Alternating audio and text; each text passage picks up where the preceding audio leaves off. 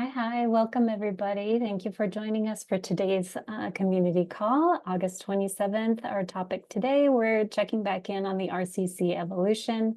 As many of you know, we've been in transition, looking for a new collaborative director for RCC. So we have a couple of RCC Stewardship Circle members here to give us an update on how things are progressing with that transition. So we'll have some time to talk with them and maybe a little bit more discussion later on down the line. For people who don't know me, my name is Erin McCauley. I'm the RCC admin assistant. I welcome any pronouns in reference to me. I also welcome you to share your pronouns if you would like to. I'll start us out with a quick introduction to RCC core values and community agreements, just to give you an idea of how we like to hold the space for everybody. And then I'll turn it over to our stewardship circle members to get things started. And it looks like we have another stewardship circle member joining us just now. Warren's just popped in as well. So let's see.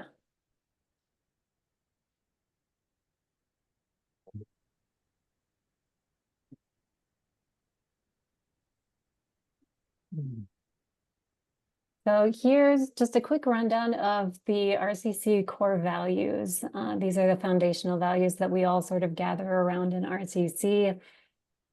First value is the power of place and space. So it's an acknowledgement that there is something special, particularly about land-based retreat center organizations that create spaces for very powerful internal and external change. So retreat centers help us transform ourselves as well as the world for the better. And that ties into the second value, the interplay of inner and outer work. So it's not just about changing everything outside of us. It's about changing, the world around us and changing ourselves to help better the communities that we're all living in. And that betterment is not just for people, it's a commitment to universal flourishing. So what that means is that it's not just human life that we care about. We care about the world that we live in, the wellness and health of the land, the creatures that live there, the more than human life that may exist. We welcome a community that supports wholeness and wellness for all beings in life as it may present itself. Our agreements on our community calls, we ask that you speak from your own experience. So if you feel like you have a story to tell, that you've lived something important, if you feel something rising in you that you want to share, we welcome your story. Your voice and your story are important to us. We're all knowers and learners in this space. Some of us may come just wanting to learn and to listen. Others of us may feel that we have something really important in our experiences to share, and we welcome all of those participations. So let us know your questions and let us know where you have answers. Silence can be centering, and movement and sound can be too. So we may have practices that ask us all to sort of sit in silence for a moment, to just let silence be what it is. Sometimes that can be a little uncomfortable, but let yourself be in that space and connect us all to each other. We ask that you keep other stories confidential, but share what you learn. So if there's a learning that comes out of this that you can share, we do want to be a community that supports each other's learning and practices, that you can take things from these calls and bring them back to your communities and help support growth as we go along this journey together. But if someone shares something vulnerable, as I mentioned before I started recording the call, if there's something that you don't want to have recorded, give me a little sign, let me know to stop recording, and I'll stop recording the call so that it stays confidential. And also when you hear someone's story, try to keep names out of it. If you feel like you want to share a learning from a story, just be mindful of how other people feel and to try to respect their space. This is an invitational space, so participate as you are able. We know that retreat center staff and supporters are often have very busy schedules, so you may need to come in late or leave early. This may be a day where you're just very stressed and don't want to be on camera, or maybe you don't want to talk as much as some of the other members of the call. So we recognize that and ask that you participate in the way that feels supportive and helpful to you at this time. Hold discomfort with grace and deep listening. So that means that sometimes the things that we're talking about are a little bit rough, you know, they're a little bit hard to internalize, to think about, and that's part of the work that we do. That's the hard internal and external work that we're trying to do in the world, is to make spaces where we can talk about difficult things and help each other grow through facing those challenges together. And part of that process is learning to be in a space together that might be slightly uncomfortable, but knowing that we support each other through that. We're not here to fix each other. Like I mentioned, we're here to listen deeply and support each other through the process. And last but not least, one of our favorite quotations is "Choice is the smallest unit of liberation" by Dr. Leticia Nieto. So we like to help offer as many choices as we can for participation in RCC. If you have any ideas or feedback about more choices that we can offer, please connect with us and let us know what your thoughts are about that. And with that, I think I'll hand it over to Francisco. Would you like to take over and introduce the Stewardship Circle members that we have with us today? Sure. Well, it's a great joy to be here with you this afternoon. Francisco Burgos joining from Pendle Hill, the heritage land of the Lenni Lenape in Wallingford, Pennsylvania. And I am here this afternoon accompanied by several faces that you know very well, Kirsten and Oren, that are members of the Stewardship Circle. And at the same time, you are very familiar with Brenda, that is our director of the Racial Healing Initiative, a program that is so important for the work that we do at RCC. And as we want to continue this afternoon, is by inviting you to have a quick check-in.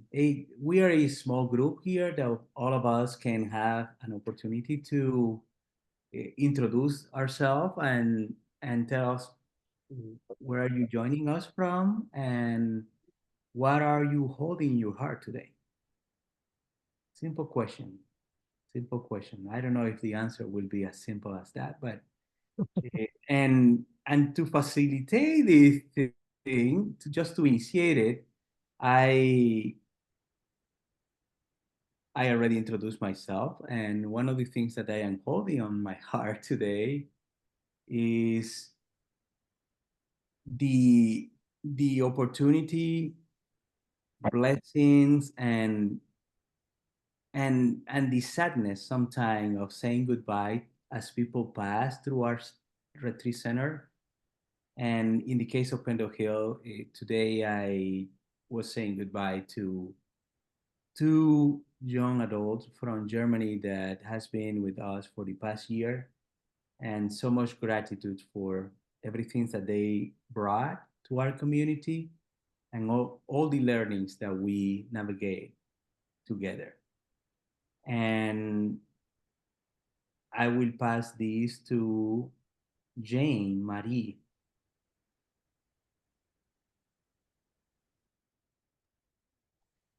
Okay, I'm Jane Marie Kudlatz. I'm the director of Villa Maria Education Spirituality Center in Villa Maria, PA. And I have been connected to RCC since its very beginnings. However, and I guess this is one of the things I'm holding in my heart, for some reason, I seem to have been dropped from all of the communications. And so I'm not hearing from RCC probably for the past 6 months. And so I don't know what happened there. So I have a desire to continue that connection as we move forward.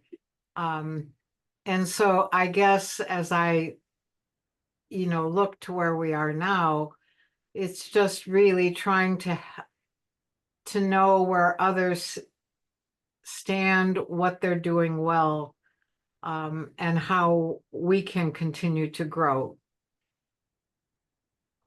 Hi, And Jane. I just want to say I'm making a note. I'll follow up with you to make sure that you're still getting our emails. thank you very much. Mhm. And then, okay, I have a hard time with vision, and so I can't read names, so maybe somebody can help me and call on somebody else.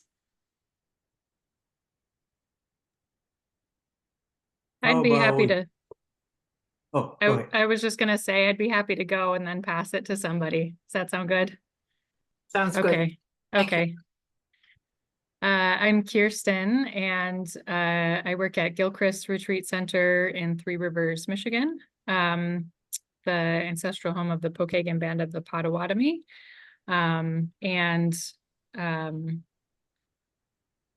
Oh, one thing that I'm holding in my heart today is just a lot of joy and celebration. My son just turned 3 yesterday, and we had a weekend full of family and chosen family and lots of time in the river and the pool. And I am really just overjoyed to see his love of the water evolving and emerging. And he is a brave little soul. And so I'm researching swimming lessons today. So just having so much fun watching him grow and discover the world. And I will hand it to Brenda.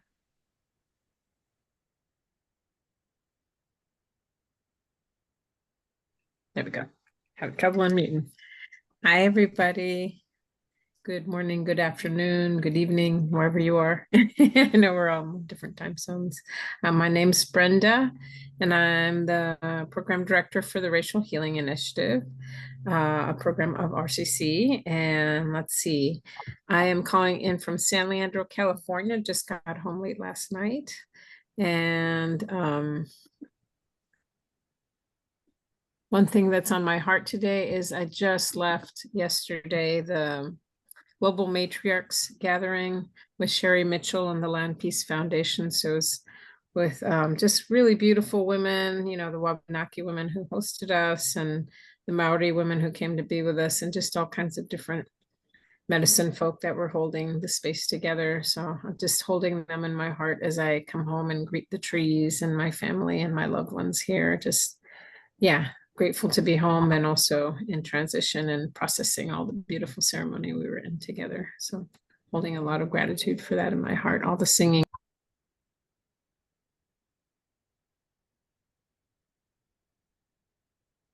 Brenda, you mute yourself.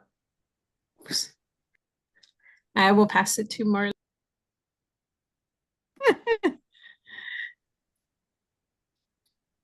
I think you said me. Thank Yes, I you. did say Marlene. I'm not sure why it's so weird. That's okay. Thank you. That sounds really lovely. So I'm Marlene Urban Funk, and I'm in Southern California, the mountains of Southern California, the San Gabriels, and work with Methodist retreats, and particularly a place in South Pasadena called Mariposa Retreat Center. So yeah, what I got on my heart is there's a little bit of spaciousness in my day today, and some anticipation of creative time. So I'm grateful for that. Yeah, and helping people envision healing and relaxation and learning in retreat programs that I'm working on. So I'm just really grateful for that. So I invite Sarah. Would you like to go next? Thank you, Marlene. I'm Sarah. I'm with the Franciscan Spirituality Center in La Crosse, Wisconsin. And I feel a bit like a placeholder. Jean Pagliaro, who's our director, said, I have another meeting. Can somebody start? And so here I am. And I'm also feeling a bit of full circleness to see you, Francisco, from Pendle Hill, because I did an internship at Pendle Hill when I was a college student at Guilford College back in the 90s. So just really, really nice to see the connections. And yeah, so I'm holding gratefulness today. And Rebecca, I invite you. Hello, can you hear me? Wonderful. My name is Rebecca Mickler. I work at the Villa Maria Education and Spirituality Center as the Assistant Executive Director, and I work under Sister Jane Marie. And the one thing that's on my heart today is both of my children, I'm an empty nester. Both my kids went off to school this morning. So my son started 3rd grade and my daughter just started kindergarten. And so if I have to hop on the call, off the call later, it's because I'm on bus duty for the first time this year. And one other thing I'll share is I've been trying to read morning reflections, and the one morning reflection talked about before you can walk a mile in someone else's shoes, you have to take yours off first. So I thought that was a very interesting thing I thought I would share. So has everybody gone? Raise your hand if you haven't. Hillary, I'm going to call on you. Hello, Hillary. You're on deck. Hi, thank you so much. My name is Hillary Maddox. I am co-executive director at Whidbey Institute. And this is my first RCC call. You may remember Marta Mahalan. She was our representative in the RCC space for quite a while. And I'm excited to be here with all of you today. On my heart, I'm thinking a lot about identity and a lot about that in the context of both individually, collectively, and at the institute where I'm at. It's fun to see Brenda on here because I think, Brenda, you were one of the first people who helped us sort of step into this conversational space of identity. And we come back to this question a lot about who are we as at Whidbey Institute. And we use that framing a lot. And I think that that's also sort of bled into other areas of my life where I'm thinking a lot about the coherence and the coming into a deeper resonance of who I am personally. I'm also the mother of 2 young kids. One is here. I'm part-time homeschooling him, part-time co-EDing. And so I'm just thinking a lot about how do I bring all of those things into deeper coherence. Let's see, I will jump over to Oren. How about you? Hello, Hillary. I Hello. just met Hillary 2 days ago. Yes. I just got back from Whidbey Island.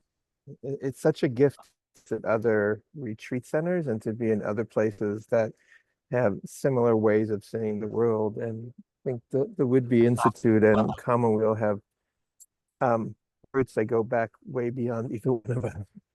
I think we're both celebrating 50 years. So I'm Oren, I'm with Commonweal. We're about an hour north of San Francisco, though I'm in Sonoma County right now.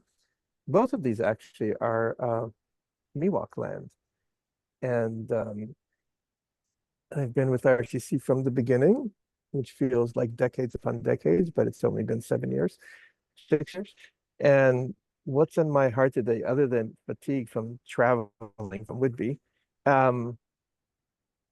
I feel there's the build of energy happening in the world, kind of, and I'm not sure what it is. It's a little bit about the polarization, a little bit about climate, a little bit about the elections, but it feels like there's this rising energy.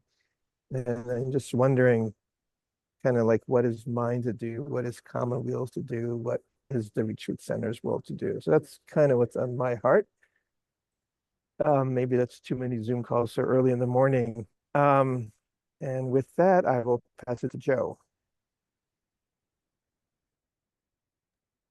Hey, good morning or good afternoon, wherever everyone is.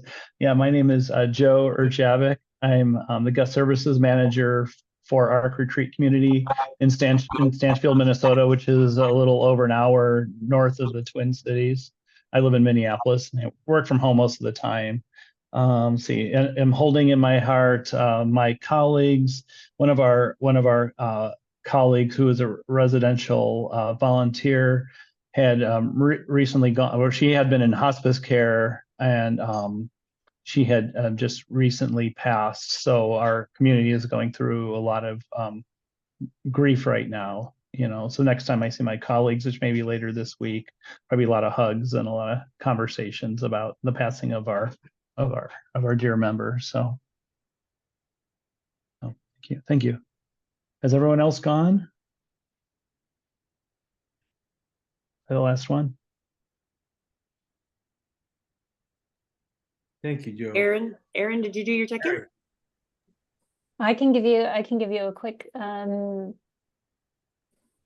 window into what's on my heart, and I'm thinking about fireplaces, which is because last night I spent maybe about an hour or so clearing the ashes out of my own fireplace. They'd been built up since the spring. I had a really great fire right around Beltane or so, and I thought I'll leave those ashes and I'll clear them out later. And last night turned out to be the night to clear them out. So didn't take all that long. I thought it would be really messy, hard work, but it scooped out and I got my shop back going and it cleared out really quickly. And there's always this feeling after getting the ashes out of the hearth that I'm ready to have another fire again.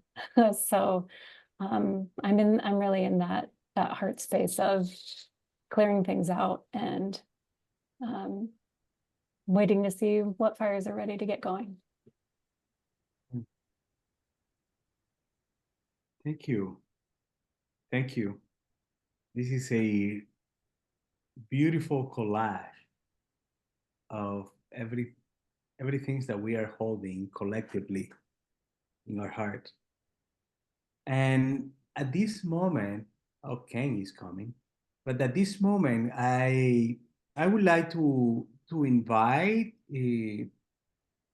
Kirsten to give us a quick update. You are very knowledgeable about hiring process that is going on at RCC as we are searching for a new director. So there is a committee that has been taking this very seriously, and Kirsten is part of that committee. And Kirsten, you take it from there and update us how things are going in this process with this process.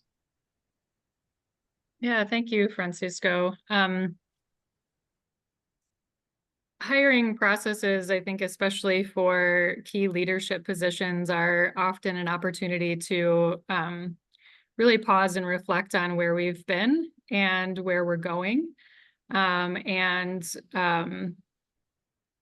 who is the kind of person that the future is calling for in terms of leadership. So our stewardship circle has been a stewardship circle and staff as a group has been spending a lot of time in reflection about that, and then thinking about how we could design a process that reflects our intention. And we had, I can't remember if it was 56 or 58 applicants or serious inquiries for the RCC director position. So it was a wonderful opportunity and difficult to narrow down that. Bye, Oren, see you later. That amazing group. we ended up with 8 people we decided to do first interviews with after all of us had reviewed the application materials. And we decided that we would divide up into a couple of teams. So Nancy Lee, who is also on the Stewardship Circle, but couldn't be here today, Nancy and I, and mostly Aaron. Brenda stepped in while Aaron was at the Midwest gathering. We did the first round of interviews with 8 candidates, and we're just amazed at I think one thing that surprised us the most was the diversity even in the folks who felt like they could be the right fit. And so we managed to narrow 8 folks down to 4. And the next team is taking it from here. Francisco and Oren and Brenda will be doing second interviews over the next couple of weeks. It's a little bit of a longer timeline than we'd hoped, but you know, 2 factors: logistically scheduling for everyone, and then also just wanting to make sure that we're taking adequate time to be in discernment as a group, and see this as an opportunity to embody a governance and discernment structure that is guided by our core values, and who we want to be in as an organization, and the world that we want to help bring into being in the future. So that is where things stand currently. Second interviews will start next week and also the following week.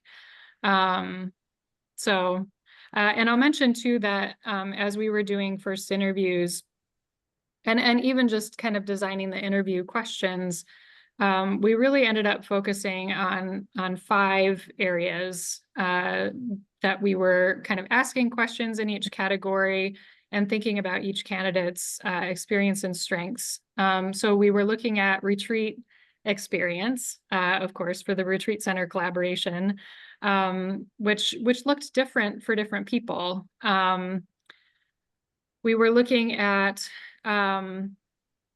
a person's personal experience and also leadership with racial healing and diversity, equity, and inclusion. We asked about folks' fundraising experience, knowing that the RCC is in a time of transition with our funding sources. We're hoping to find somebody who has some pretty significant experience in that area. And then also we talked a bit about leadership style, and a person's value for an experience with things like co-creation and decentralization, and doing some storytelling around that. And then finally, we were just thinking about vibe, which is probably one of the things that was the most strikingly diverse, is kind of like after you get done with an hour-long conversation with a person, how do you feel? And you know, just kind of naming, you know, how does our interaction with this person make us feel? So those were the kind of the 5 things that we were looking at as we discerned between the first round and the second round interviews. I think that about sums it up. Anything else to add, especially Brenda and Aaron, who were involved in that first round in some way? Or Francisco, you're welcome to chime in too. Yeah, I would like to confirm that there were 56 total serious applications, which was a lot of people, and all of them seemed so amazing. So.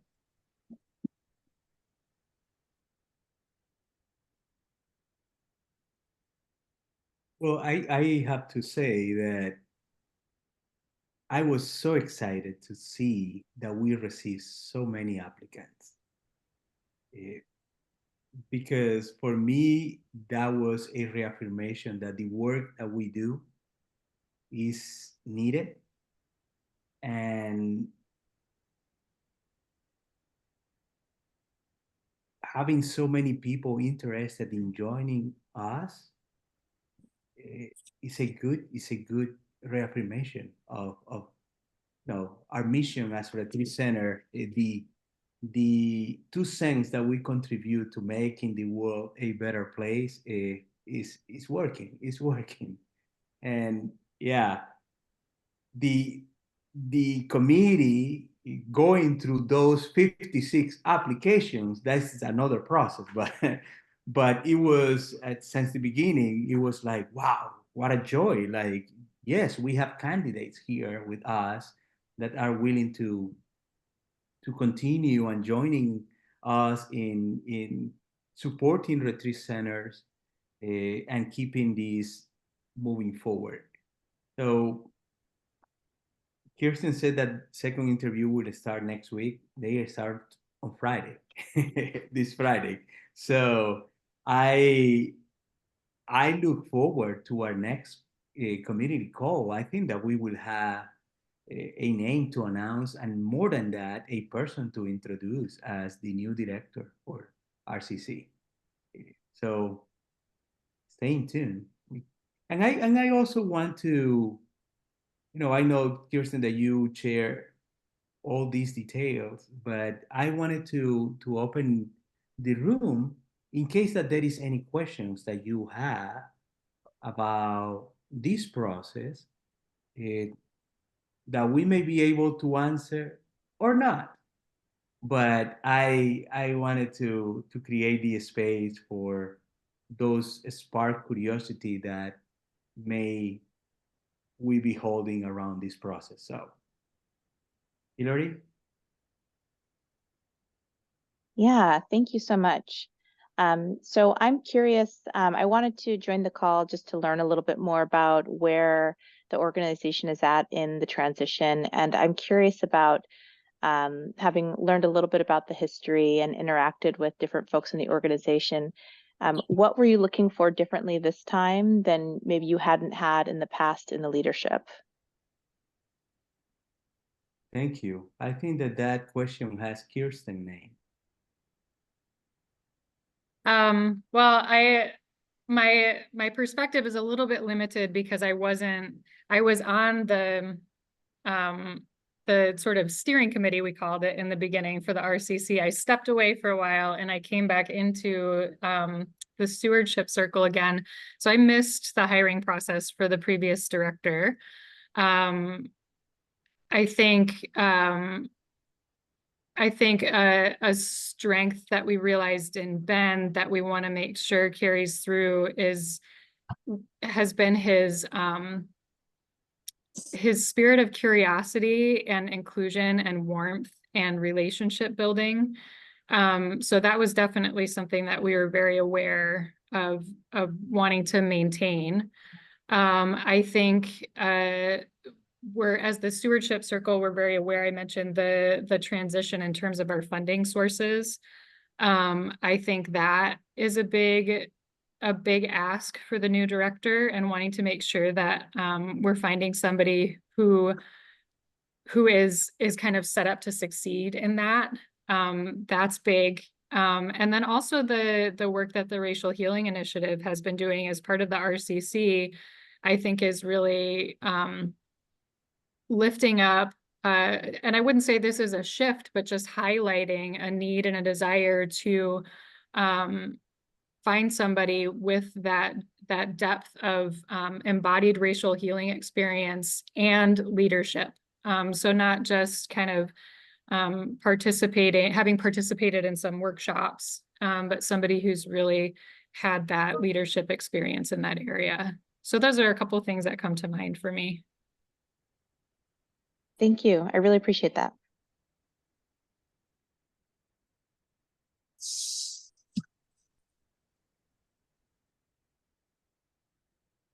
Anything else? Yeah, I'll jump in and just share too that as the person leading the RHI team, like I think there's a lot of conversations we had as a team too, just about this moment, as RCC is in its own developmental stage. And, Ben did such a good job of gathering people and building relationships and starting the network, and feeling like, the network is in this developmental moment about definitely thinking about the fundraising, but also as RHI was in its first incarnation, a project of, or a partnership of Center of Healing and Liberation and RCC, and then Center for Healing and Liberation and Victoria stepping out a little bit, and then kind of feeling like RHI is becoming more solidly a program of RHI. This the deepening of that partnership with whoever that person is. Ben and I were already in partnership and kind of co-creating together and co-leading kind of things that were running in parallel together, and now feeling like it's becoming more of an integrated family. So really wanting that clarity that this person has this capacity around the racial healing, and they've been doing their own embodiment work and understand what it is that we're doing, and can speak to it, feels really important. And I think just as someone who comes from organizing and movement building background too, just thinking about movement building capacity as well, to build that, continue to deepen that relationship with the retreat centers, but to hold that space as a movement builder and leader too, within those relationships feels important.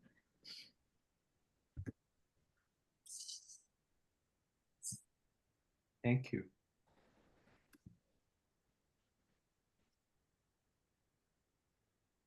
I don't know if there is any other question or comments associated to this process.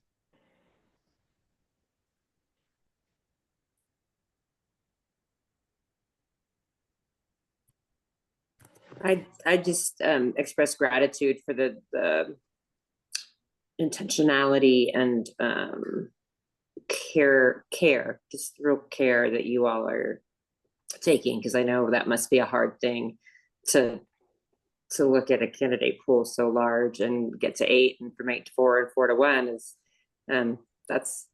that's hard. So I deeply appreciate that you're carrying that responsibility for us. So thank you.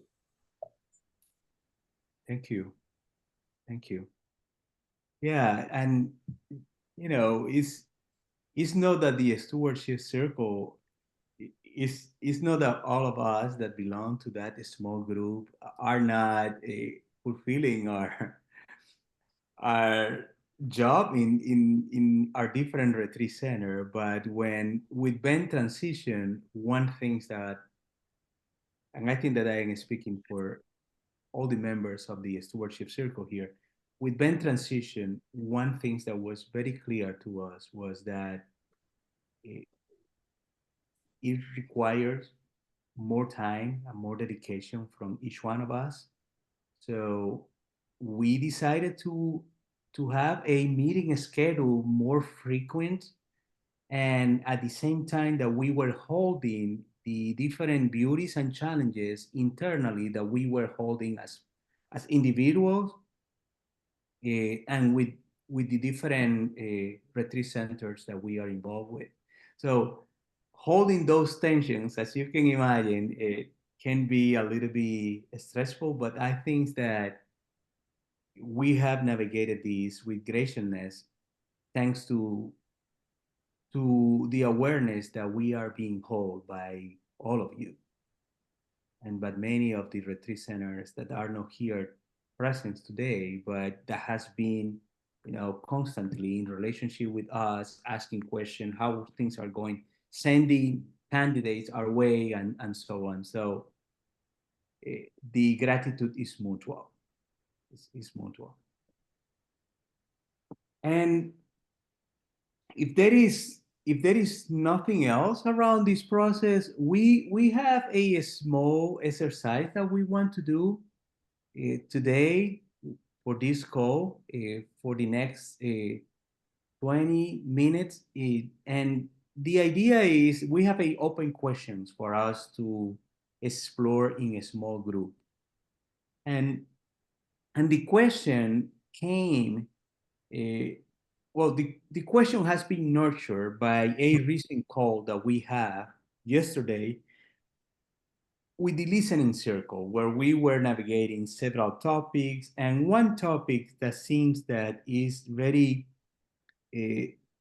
present and in front of us at this time, it has to do with how do we foster a culture of belonging internally, within our organizations, and externally with our communities. And Erin will help us in putting that on the chat, and at the same time will assist Zoom in putting us in a small group for us to have a, juicy conversation dancing with this question. And we will come back and we will have some highlight and have some announcement. What do you think? 3 breakout rooms, maybe? I think that we are 11. Yeah, 3 will be fine. Okay. All right. Yeah, thanks for those who've joined us and who may need to hop off now. I'll open up the breakout rooms here, and I will also post the community question to the rooms. I'll broadcast it to the rooms. So once you're in there, feel free to chat about how we foster cultures of belonging. And I'll open the rooms now. Let me know if you need help getting into your room. There should be something popping up here.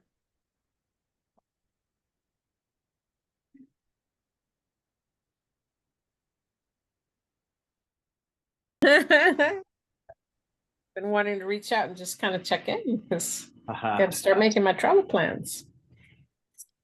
Well, thank you. I hope that time has been fruitful for you. So right now, we also want to have a few minutes to share some highlights. What caught your attention from this small group experience dancing with the question of around a culture of belonging? If there is any things that you say, oh my God, yeah, that was sharing my group is resonate with me. So let's have some minutes for us to share in a popcorn style.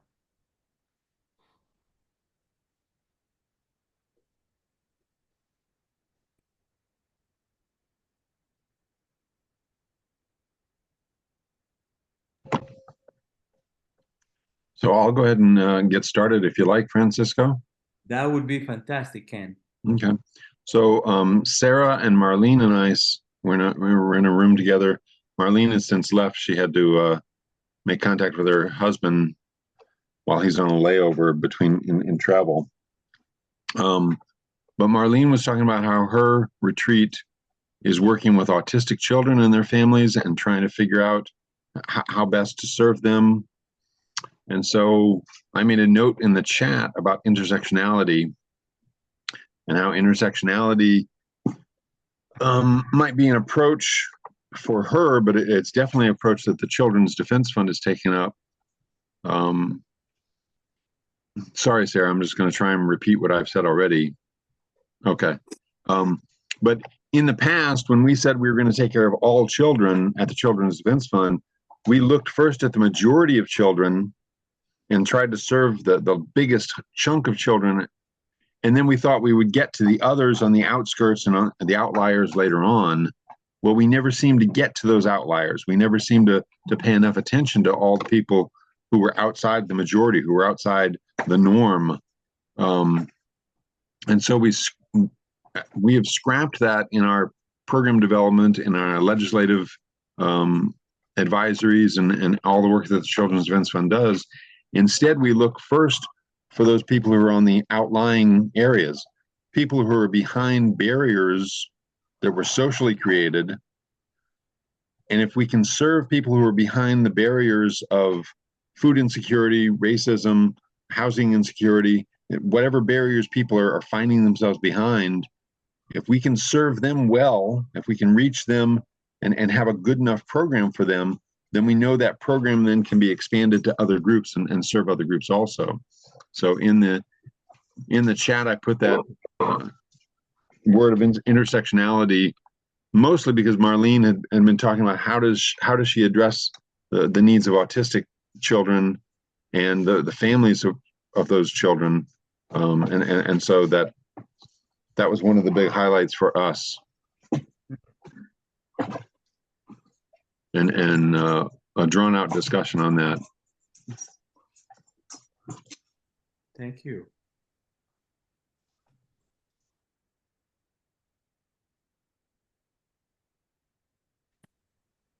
And in our group, Mhm.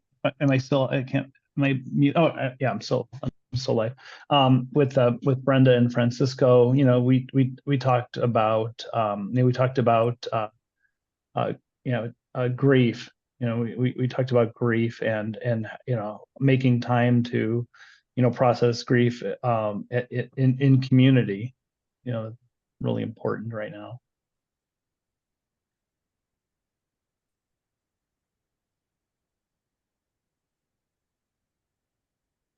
That's all I have to say, just a little bit. Anybody else want to add anything? Yeah, sorry. Yeah, no, I thought your yeah, I put some stuff in the chat as well from both of you. I really appreciated also, Joe, that you said when we're moving fast, it's easy to get off center, and pausing from time to time is important. And appreciated Francisco talking about being transparent about what type of community you want to create, especially as you're onboarding new staff, and creating that space for mutual learning and honoring the history and journey of the community. So you're inviting them into co-creating a particular culture, but also where you've been and where you are now, and where you're headed together, like having that arc. So grateful to you both for your sharings. Thank you. Likewise.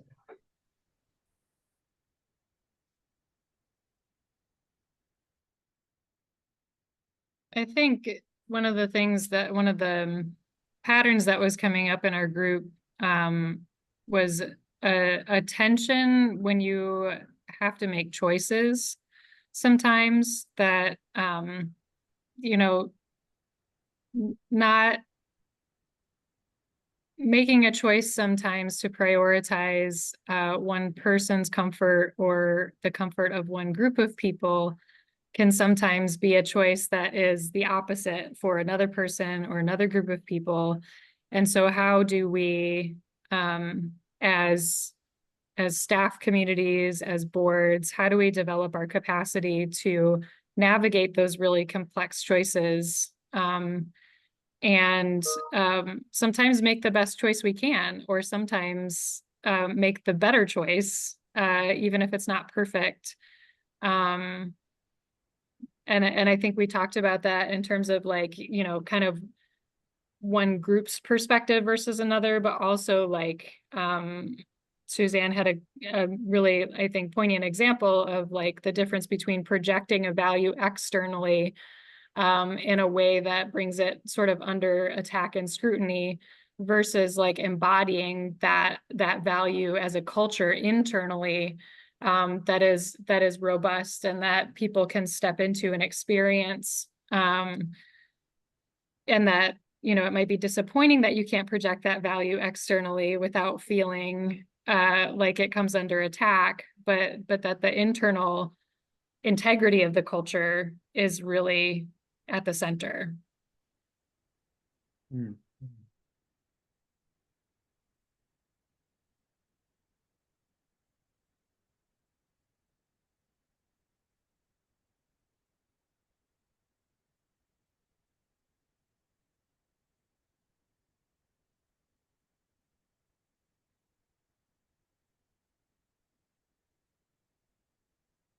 Thank you. I don't know if anybody else want to add any extra ideas around this cultural belonging.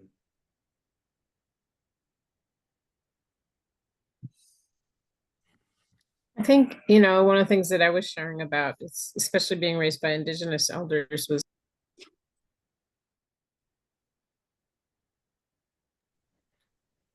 the holding of curiosity within the culture, and particularly in the leadership, the openness to other perspectives, trusting in the people that you bring in, because you hire really great people, and trusting them to bring medicine that's different than you, and embodying that culture that honors different wisdoms, because we've all been raised in this kind of dominant culture that's very kind of top down, and it's going to be my way. And, so creating the cultures where people feel some safety to share, both when they agree, but also when they see something differently.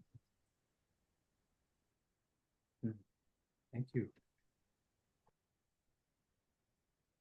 Brenda, that reminds me of something we were saying with Ken. We were talking about, I recently was just given this image of a 3-decker apartment, and the bottom floor is safety, and the next floor is connection, and the third floor is wisdom. And that a lot of the pain that we see as spiritual directors often is people seeking for wisdom who are lacking safety and connection. And so how to walk with people for safety and connection and seeking that choice for wisdom. So I love that image because everybody carries wisdom, but if they don't feel safety and connection, they're not going to share it. It's not a safe environment to do so. Yeah, I love that image. Thank you.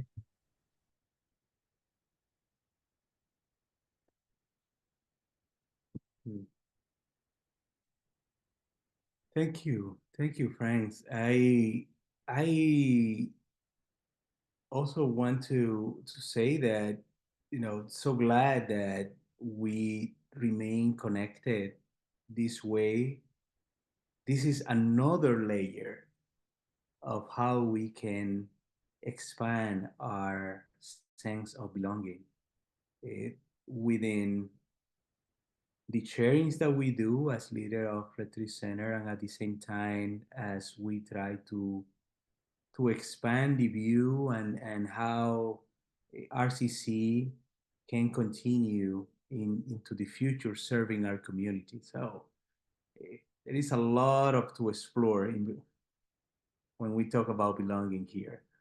I would like to invite Erin to remind us, those many ways of how we can continue being engaged with RCC and the simple ways how we can continue being in touch with one another. So Erin? Yeah, just always want to extend an invitation to the community to participate as you are able, to know that we understand that the work that you carry is often very busy, very heavily scheduled, and often very heavy, and you need time for breaks. So even if you need to take a break for a couple of months and then come back, we get it. So we'll just always welcome people to participate as you are able, and we'll always be glad to see your face on a call if you can join us on a call. The RCC Facebook group, I'll pop a link in the chat, and for those who are watching on Facebook later, I'll pop it in the description below.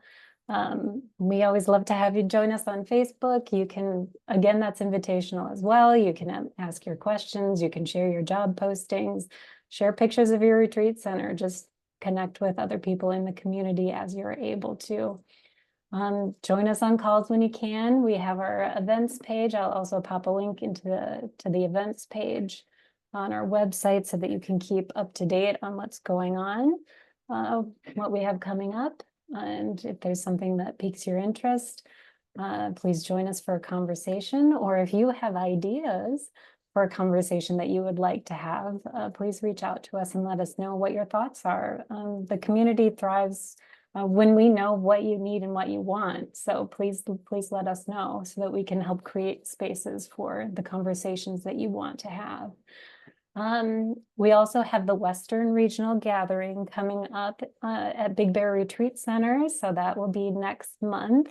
I'll pop a link in the chat as well to that. It's a Western Regional Gathering, but we are holding those boundaries very loosely right now, because what we really want is for people who are enthusiastic about the RCC community to connect with each other, have the opportunity to get to know each other, talk to each other. Part of the spectrum of collaboration is just getting to know who's out there, making connections and building trust and relationships. RCC is really foundationally built on our relationships with each other. So that's really important to us. So if you want to come out to the Western Region Gathering, even if you're not specifically in the Western region, please come join us. So, and last but not least, just if you have any questions, if you're wondering what other resources RCC has, please reach out to me. I'll pop my link to my email in the chat as well, so that you can contact me directly if you want to. Yeah, and I do my best to get back to emails within 24 hours, but I might have a little bit of a backlog after traveling recently, so I'm trying to catch up on my inbox. So, but yeah, please just feel free to reach out and connect in ways that feel good to you. So. Thank you, Erin. And I want to say that our next community call, in case that you know other retreat center leaders that want to participate on this call, we will be focusing our conversation about how our centers serve in a political divide time, and how are we holding the tension of the current moment.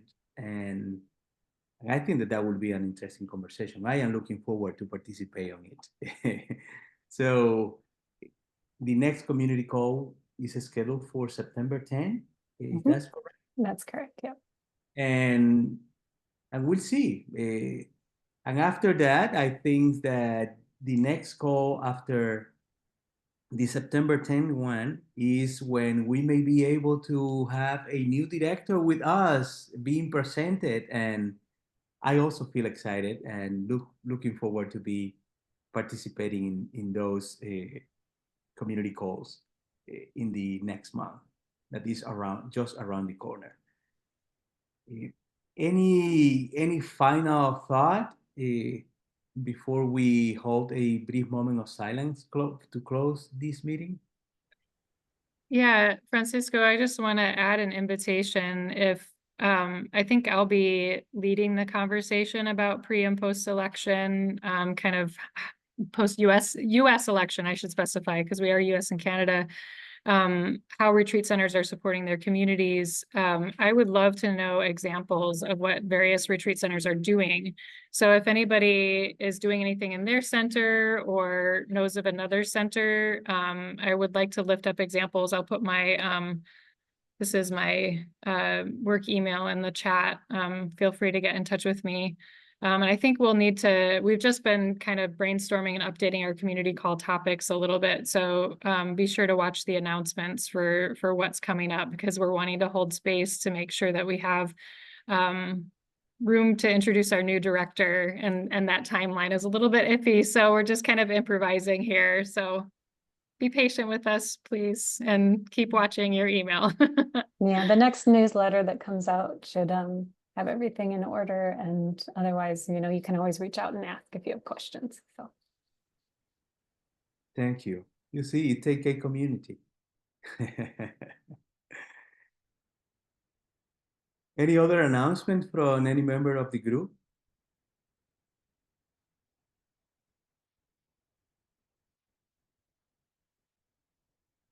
Well, let's pause for a minute as we close this with a sense of gratitude for each other.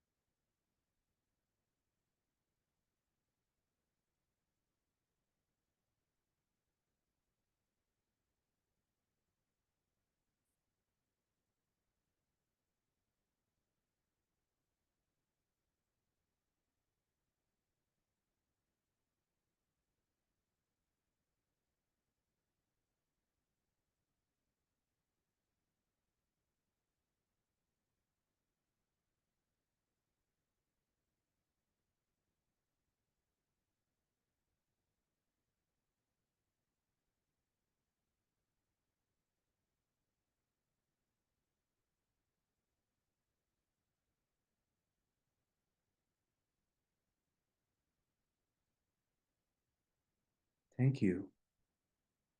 Thank you. Have a wonderful day. Thank you, everyone. thank you, It's so good everyone. to see you. Yeah, thank you, everybody. Have a great Have a day. wonderful day. Thanks. Thanks.